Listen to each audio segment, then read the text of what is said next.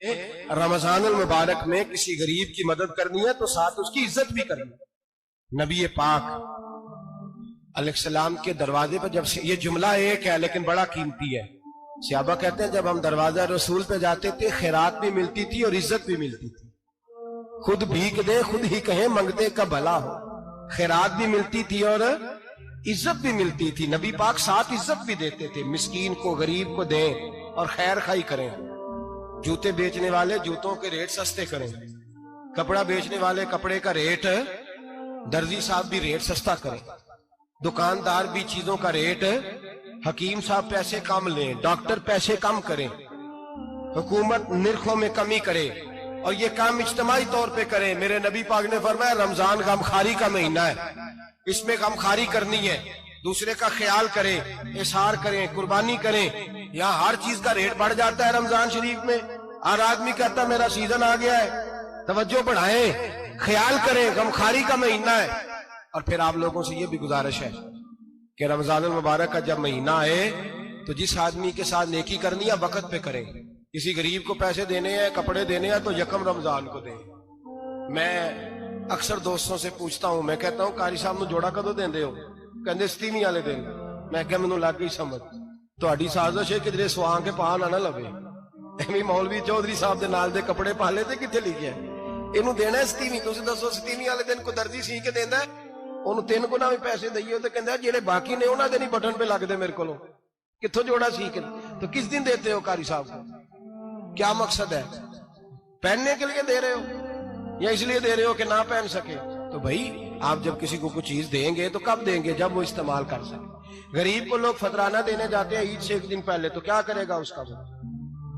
نہ تو کپڑے خرید سکا نہ روٹی لا سکا، بلکہ میرے حضرت صاحب فرماتے ہیں رمضان سے پہلے دے دو، رمضان کی نیت کر کے رمضان سے 1-2 دن پہلے دے دو، اللہ رمضان جتنا ثواب ہی عطا فرمائے گا۔ رمضان سے پہلے دو جس کو کچھ ہے دن، قبل از وقت تیاری کرو۔ میرے قبلہ حضرت صاحب فرمایا کرتے اپنے کپڑے بعد میں، غریب کے بچوں کے کپڑے پہلے، اپنے گھر کی ضروریات بعد میں، غریبوں کی ضروریات، اس لیے کہ اللہ پاک نے ان کا رزق بھی ہمارے گھر بھیج دیا ہے۔ ہماری ڈیوٹی لگائی ہے کہ تم نے بانٹنے والے بنو، اور یہ ذہن بنائے کہ پتہ نہیں کس کا حصہ تھا جو اللہ نے میرے گھر بھیجا، یہ ذہن بنا کے بانٹ۔ اور جس کو دینے جائیں، ہاں آپ کو اجازت ہے تھوڑا بہت پتہ کرنے کی، لیکن تھوڑا بہت تفتیش کرنے کی اجازت، بال کی کھال اتارنے کی اجازت۔ میں نے دیکھا ہے لوگ غریبوں کا انٹرویو لیتے ہیں، تیرا تو فلانا کمانے والا نہیں، تیرا تو فلاں بچہ، او بھائی بہت سارے غریب ایسے ہیں، بڑے ہیں جو کمانے کی کوشش کرتے ہیں لیکن ان کا سبب نہیں بنتا۔ ہاں ہے ایسے لوگ جو سعودی عرب چلے گئے ہیں، کہتے ہیں تیرا تو فلاں باہر نہیں گیا، گیا ہے، لیکن سارے سعودی عرب جانے والے بھی مال کمانے کی طاقت نہیں رکھتے، کئی وہاں بھی بیٹھ کے بیچارے قرضوں میں الجھے ہوئے ہیں، وہاں والوں کے ظلم کا شکار ہے، بہت ساری آزمائشوں میں تو تفتیش عطا فرماتا ہے۔ تو نیت دیکھ تیری کس طرح کی؟ تو میرے بھائی غریب کو دیں، قبل از وقت دیں۔ رمضان مبارک میں چوتھا کام، بات آخری اور چوتھا کام سنیں، رمضان میں دین سیکھیں۔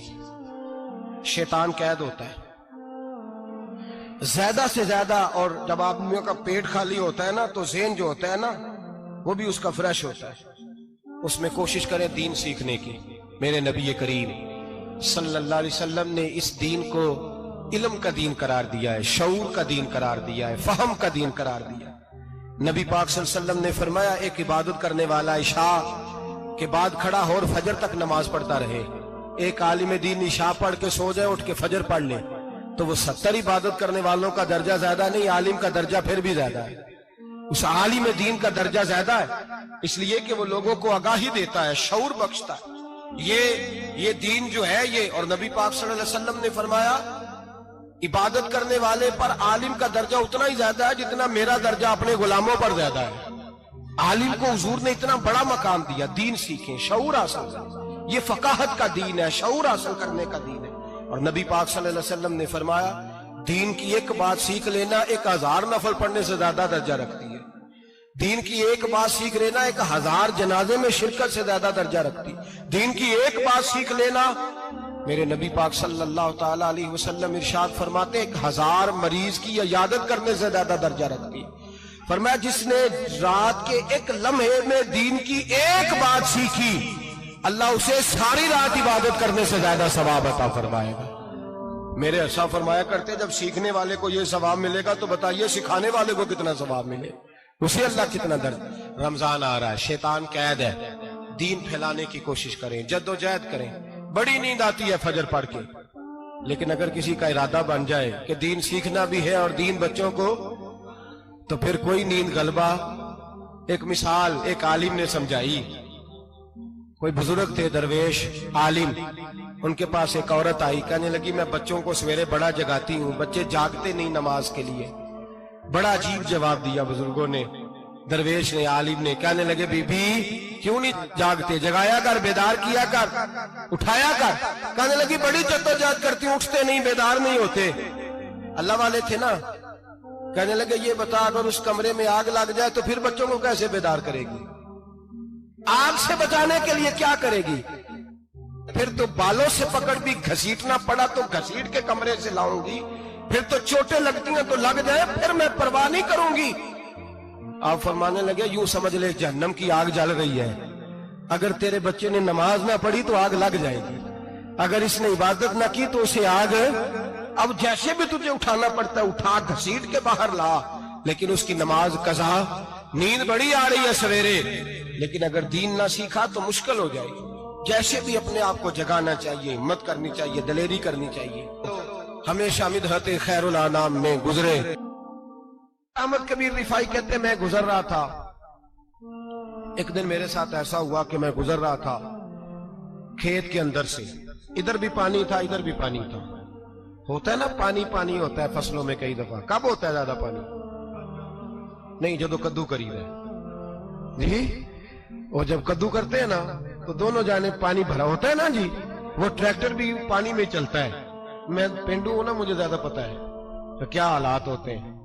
تو وہ ادھر بھی پانی ادھر بھی پانی، تو درمیان میں سے وہ منڈیر ہوتی ہے چھوٹی سی، باٹا کھیدا اپنی زبان ہے، تو کہتے ادھر بھی پانی تھا ادھر بھی پانی تھا۔ سید احمد کبیر رفاعی کہتے ہیں میں گزر رہا تھا، عصر کی نماز کا ٹائم ہو گیا، میں جلدی جلدی جا رہا، سامنے سے کتا آ گیا۔ انسان اشرف المخلوقات ہے، لیکن وہ اللہ کا شکر کرے گا کہ اس نے مجھے اشرف بنایا ہے۔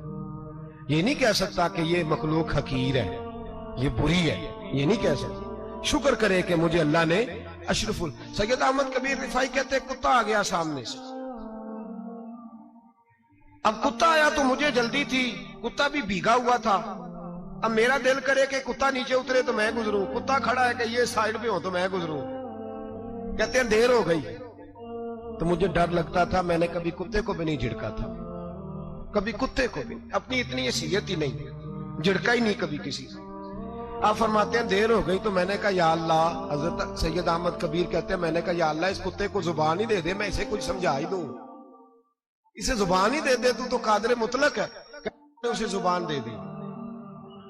تو میں نے کتے سے کہا نیچے اتر جا، میں نے نماز پڑھنی ہے۔ تو کہنے لگا بابا جی آپ اتر جائیں، آپ اتر جائیں، آپ اتر جائیں، میں کیوں اتروں؟ تو سید احمد کبیر رفاعی کہتے ہیں میں نے اس سے کہا کہ بات یہ ہے کہ میرے اوپر نماز فرض ہے، تیرے اوپر فرض نہیں، تو میں نے نماز پڑھنی ہے، اگر میں کھیت میں اتر گیا تو کیچڑ ہے، میرے کپڑوں کو مٹی لگ جائے گی، پتہ نہیں پانی پاک ہے کہ ناپاک ہے، تو اتر جا، تیرے اوپر نماز نہیں فرض، تو مجھے جانے دے۔ تو سید احمد کبیر رفاعی کہتے ہیں اس نے ایسی بات کی کہ میرے اوپر وجد طاری ہو گیا، کتے نے بات کی تو میں کانپنے لگا۔ راتی جاگے شیخ صدامے، راتی جاگ دے کتے، تیتھوں کتے، مالک دا در مول نہ چھڑ دے، پامیں مارو 100 جتے، تیتھوں کتے، وہ ایک برکی دا قدر پچھانن، پامیں مالک ہو من ستے، تیتھوں کتے، رکھا سکھا کھا، دنے جار رکھاں وچ ستے، تے تیتھوں اتے، اٹھ بلیا چل یار منا لے نہیں تے بازی لے گئے نہیں کتے، اٹھ بلیا چل یار منا لے نہیں تے بازی لے گئے کتے، تے تیتھوں اتے۔ سید احمد کبیر رفاعی کہتے ہیں وہ مجھے کہنے لگا آپ اتر جائے، تو میں نے کہا بھائی میرے اوپر نماز فرض ہے، تیرے اوپر فرض نہیں، تو اتر جا، میرے کپڑے آلودہ ہو جائیں گے تو کیا کروں گا؟ تو کہتے ہیں اس نے بات کی تو میں گھبرا گیا اور چھلانگ لگا کے میں کھیت میں اتر گیا۔ مجھے کہنے لگا بابا جی कपड़े अगर आपके कीचड़ से आलूदा हो गए तो पानी से साफ हो जाएंगे, और अगर मुझे हकीर जान के आपका दिल आलूदा हो गया तो 7 समुद्रों से भी साफ नहीं होगा। कपड़े पानी से धुल जाएंगे, और दिल अगर तकब्बुर से आलूदा हुआ तो 7 समुद्रों से भी सही हो सकता ना ना ना। हकीर नहीं जानना, ना मौलवी को, ना सूफी को, ना दरवेश को, ना खेत में काम करने वाले को, ना पट्टे पे मजदूरी करने वाले को, ना गाड़ी का शीशा साफ करने वाले को, ना तेल डालने वाले को, ना किसी को हकीर ना जान, ना किसी के हाल पे तंज कर, ना किसी के गम का मजाक उड़ा, वो जिसे चाहे जैसा नवाज दे। ये मिजाज लुत्फ रसूल है। ना ना कोई आया लेके चला गया, कोई उम्र भर भी न पा सका। मेरे मौला तुझसे गिला नहीं, ये तो अपना अपना नसीब है। भाई हकीर नहीं जानना। सैयद अहमद कबीर रिफाई फरमाते हैं वो कुत्ता तो गुजर गया, मैं दौड़ा घर गया, जाके मैंने गुस्ल किया, कपड़े बदले। फरमाते हैं पहले भी मैं असर पढ़ता था, पर आज जब नमाज पढ़ी तो बड़ा ही मजा आया। मैं सर सजदे में रखूं, मेरा उठाने को जी ही ना चाहे। मैं रुकू में जाऊं तो मेरा सर उठाने को दिल ही ना चाहे। मेरा दिल करे आज मगरिब लेट हो जाए, आज सूरज देर से गुरूब हो, मैं आज सारा दिन असर ही पढ़ता रहूं। भाई जब तू आजिज़ी वाली पढ़ता। और अगर आपने अभी तक हमारा चैनल सब्सक्राइब नहीं किया तो फौरन सब्सक्राइब कीजिए